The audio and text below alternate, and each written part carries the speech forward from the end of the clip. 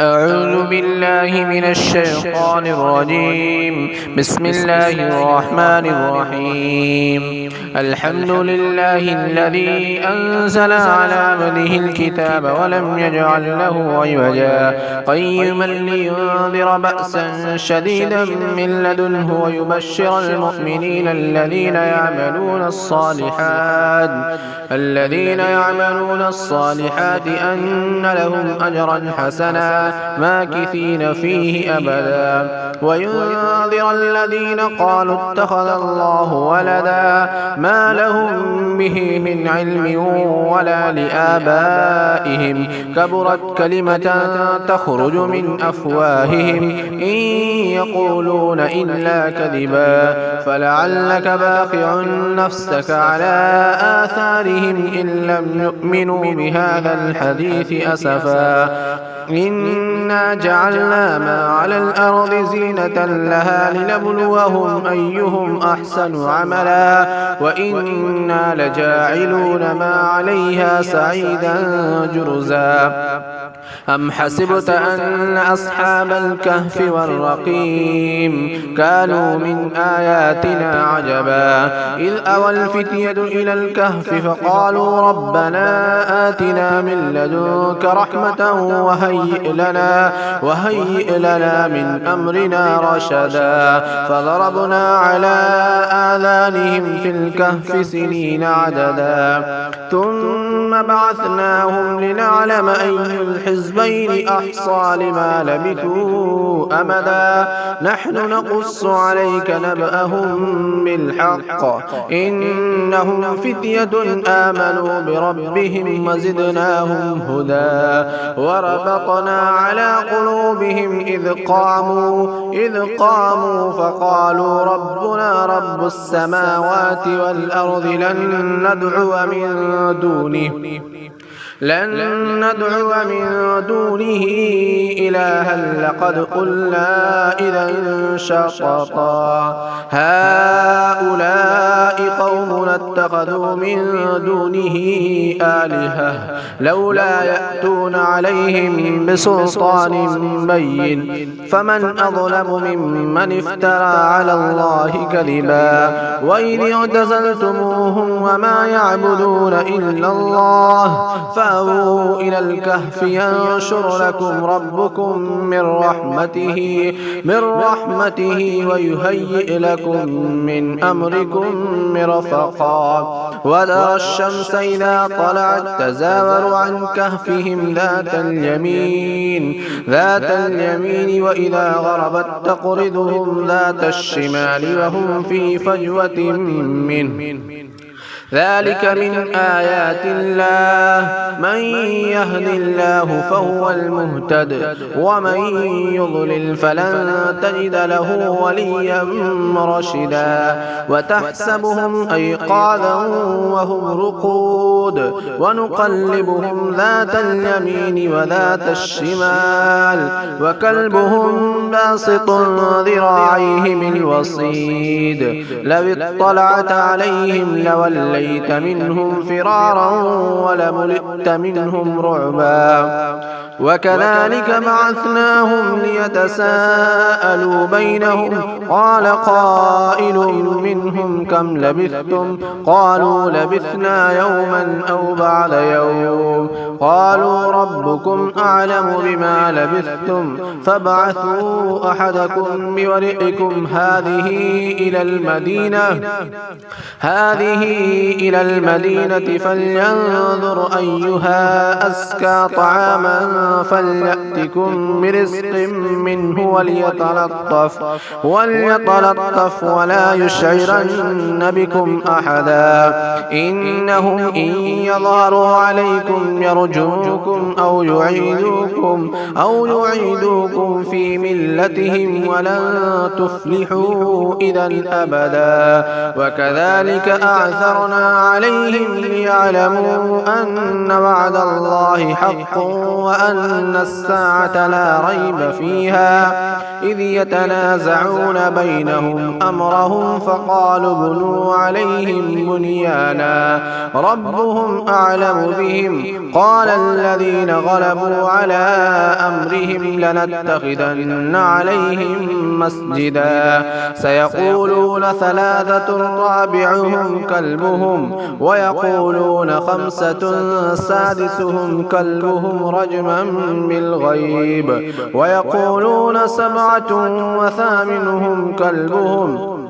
قل ربي أعلم بعدتهم ما يعلمهم إلا قليل فلا تمار فيهم إلا مراء ظاهرا ولا تستفت فيهم منهم أحدا ولا تقولن لشيء إني فاعل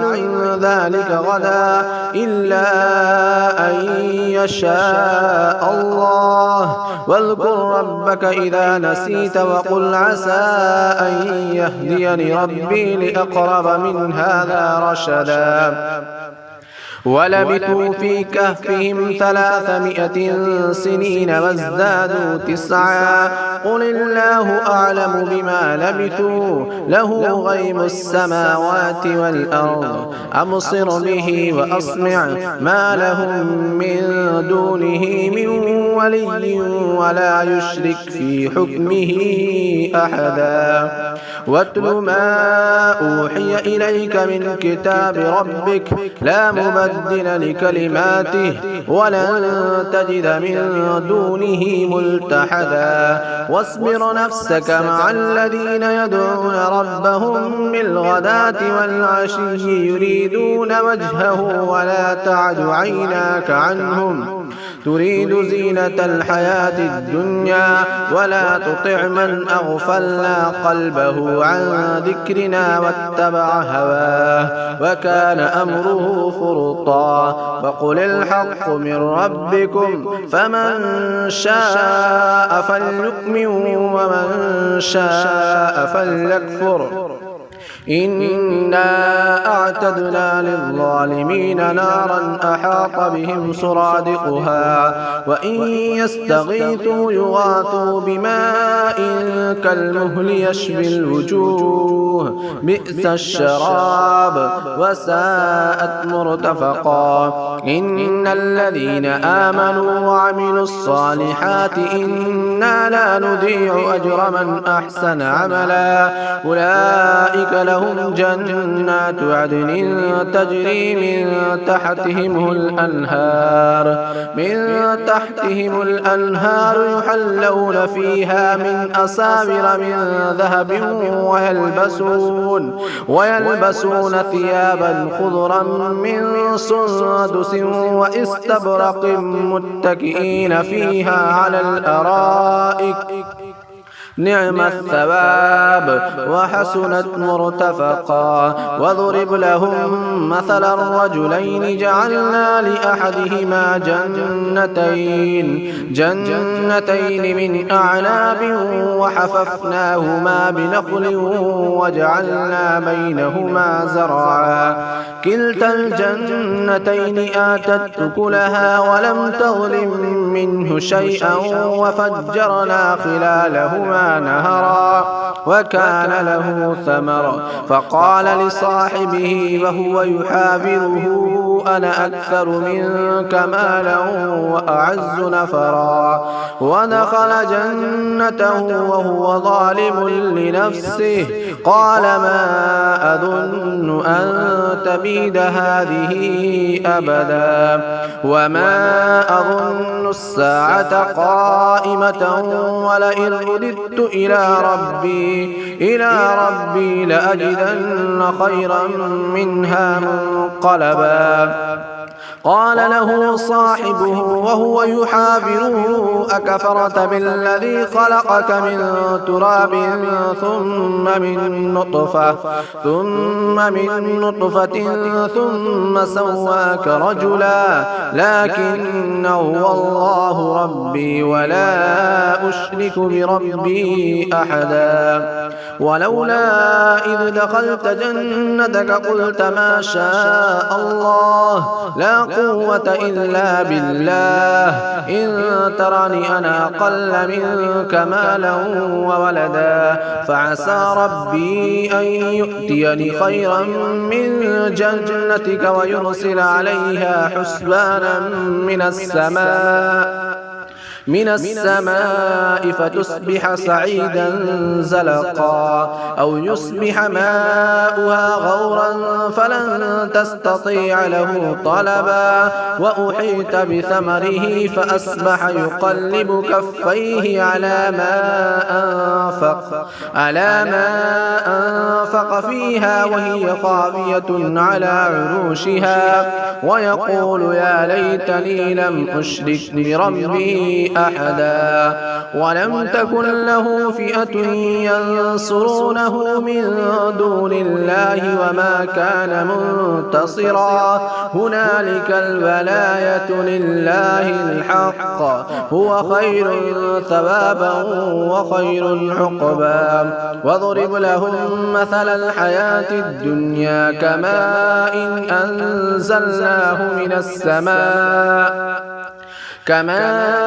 أنزلناه من السماء فاختلط به نبات الأرض فأصبح حشيما تذروه الرياح وكان الله على كل شيء مقتدرا المال والبنون زينة الحياة الدنيا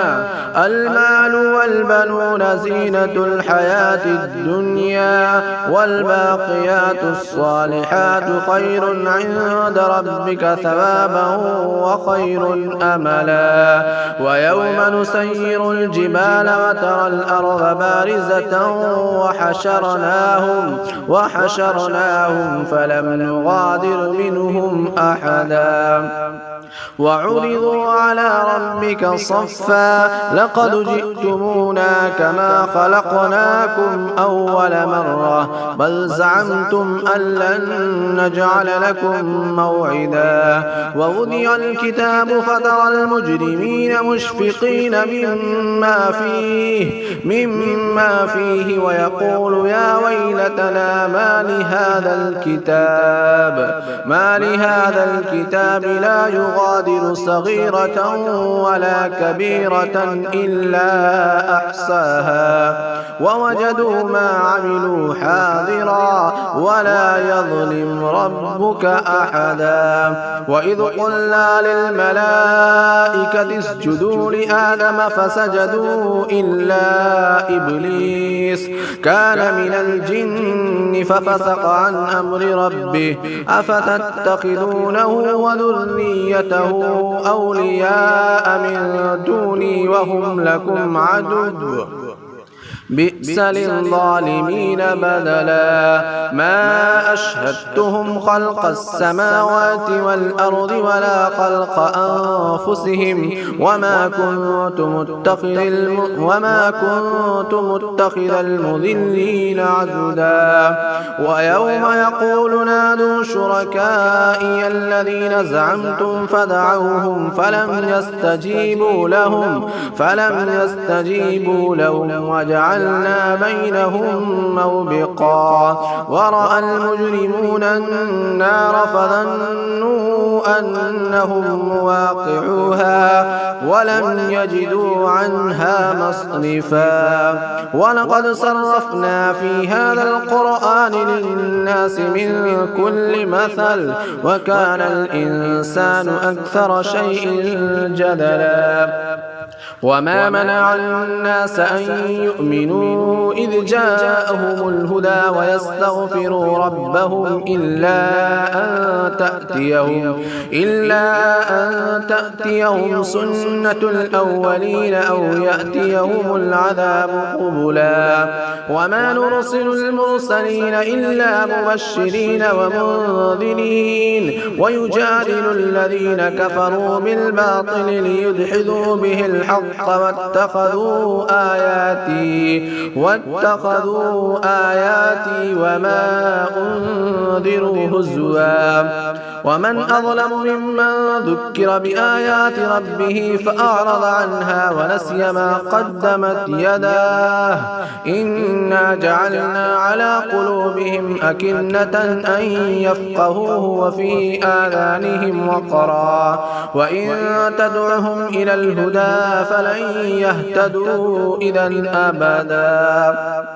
وإن تدعهم إلى الهدى فلن يهتدوا إذا أبدا وربك الغفور ذو الرحمة لو يؤاخذهم بما كسبوا لعجل لهم العذاب بل لهم موعد لن يجدوا من دونه موئلا وتلك القرى أهلكناهم لما ظلموا وجعلنا لمهلكهم موعدا وإذ قال موسى لفتاه لا أبرح حتى أبلغ مجمع البحرين أو أمضي حقبا فلما بلغا مجمع بينهما نسيا حوتهما فاتخذ سبيله في البحر سربا فلما جاوزا قال لفتاه آتنا غداءنا لقد لقينا من سفرنا هذا نصبا قال أرأيت إذ أوينا إلى الصخرة فإني نسيت الحوت وما أنسانيه إلا الشيطان أن أذكره واتخذ سبيله في البحر عجبا قال ذلك ما كنا نبغي فارتد على آثارهما قصصا فوجد عبدا من عبادنا آتيناه رحمة من عندنا وعلمناه من لدنا علما قال له موسى هل أتبعك على أن تعلمني مما علمت رشدا قال إنك لن تستطيع معي صبرا وكيف تصبر على ما لم تحط به خبرا قال ستجدني إن شاء الله صابرا ولا أعصي لك أمرا قال فإن اتبعتني فلا تسألني عن شيء حتى أحدث لك منه ذكرا فانطلقا حتى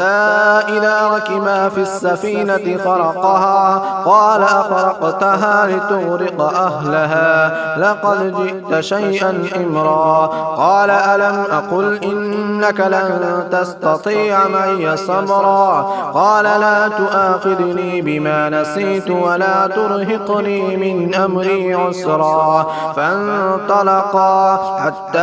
إذا لقيا غلاما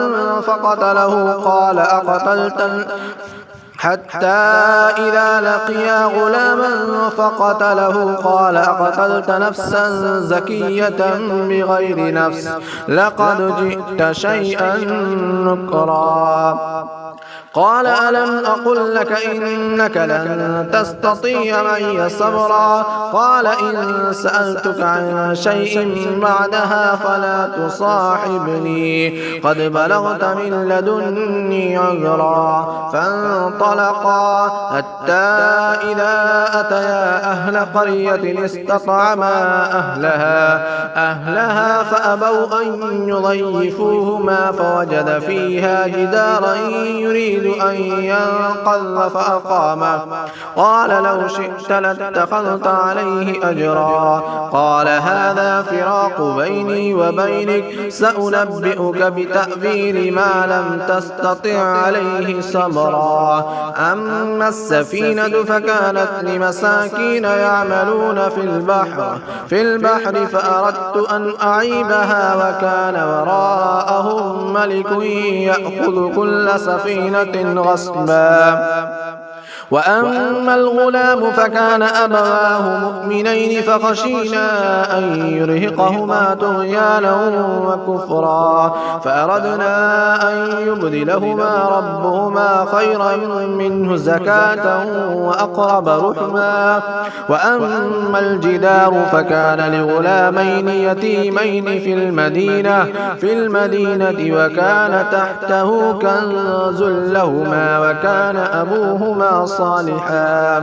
فأراد ربك أن يبلغا أشدهما ويستخرجا كنزهما رحمة من ربك وما فعلته عن أمري ذلك تأويل ما لم تسطع عليه صبرا. ويسألونك عن ذي القرنين قل سأتلو عليكم